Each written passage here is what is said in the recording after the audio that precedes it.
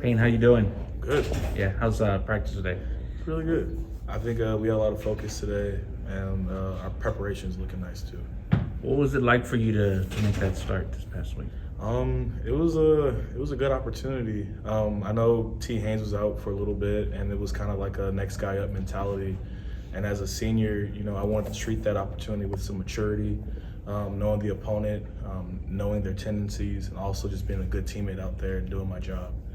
So I think it was a good opportunity. How'd you think you played? I think I did pretty well. To say it was my first start after battling a little adversity throughout the season, I think I did pretty well. What did it mean to you to hear Coach Traylor say that you played well enough to probably earn some more snaps going through the rest of the season? It's exciting, especially as a sixth-year senior. Time is ticking, and I would love to have like a few extra more snaps under my belt. So just hearing that, it's big time. It's big time. Even in my career with some big games coming up. So, what's the challenge been like 2 years in a row to have to battle some injuries early in the season and then try to find a role later on? It's been a lot. Been some ups and downs, but being at UTSA, having the support of the coaching staff, the trainers, my teammates, just having them beside me, that's been getting me through.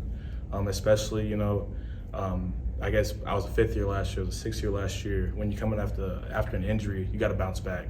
You got to be locked in at all times. So just having the support that I had, I think that went a long way. Do you remember how this year's injury happened? I think Coach Traylor said a scout team player fell on you during a drill or something like that. Yeah. It was an unlucky event. A scout team player fell into the side of my leg, and I had a MCL sprain. It could have been worse. I think that was the silver lining of it. It could have been something worse. It was something that I had some experience with, dealing with the smaller injuries and having to get over it. So, hearing that it was just one more thing, a 5 to 6 week recovery, it wasn't a big deal. I just went to the trainers, I did my work, and I stayed focused on what I wanted to do. What goes through your mind at the immediate point that it happens? There's got to be a little bit of a deflating feeling, like this again kind of thing. I wouldn't say it's deflating. I would say it's just a minor setback for a major comeback. It's just one more thing that you got to do in order to get to your goal. So, is it hard to prove that you need to be out there and deserve a spot, like that you're able to play at that level once you're kind of starting slow in the season? What does it take to show your worth at that point?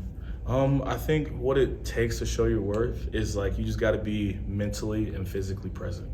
You got to be a good teammate. You got to show up. You can't just take days off. You got to keep pounding away, keep pounding the fist, and eventually you'll see your goals. But you just got to keep going on, keep going. How have you felt about the O-line performance overall through the year? I think we're pretty good. We've got a pretty good group. We got some experienced guys. I really like my center, Luke Lopez, right now. He's playing really well. Vinley, Ernesto, Corey, T. Haynes. We have a good group, and we play physical. Our focus is there, and I feel like that's been the case throughout the season. We're working for a common goal, and we're just at this late in the season. It's just you got to keep going. You just got to keep working hard. So it seems like after some early shuffles, those guys that you mentioned have kind of had a lot of opportunity to play. Does it make it easier when there's that consistency with the group? Yes, sir. It does make it easier. I feel like it's a trust thing too, because that's a big factor of an offensive line. You got to be able to trust each other. You got to be able to communicate. You got to be on the same page. So we have so many experienced guys that when it comes time to a game situation, we're able to communicate, we're able to execute, we're able to trust each other as brothers. This week is the annual military appreciation game. What does it mean for you to be able to take part in something like that? I think it's a big opportunity. It's something special. I feel like, that's a big aspect of San Antonio being a military city. So being able to play in one of these games is a great accomplishment, big opportunity. What is the feeling like as an offensive lineman to be able to pave the way for the kind of rushing attack you guys had in the first half against North Texas? It's special. I feel like as an offensive line, that's what you want to see. You want to see a lot of rushing yards. You want to see progress. You want to see things that indicate that you're doing your job on the field. Especially just clicking as an offensive line. It's an amazing feeling. How do you describe the atmosphere around the team just generally to be on this 5-game winning streak now? The atmosphere is pretty good.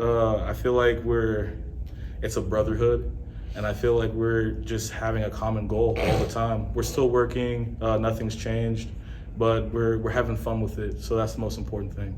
What do you see out of Rice this week? What are some of the things they do?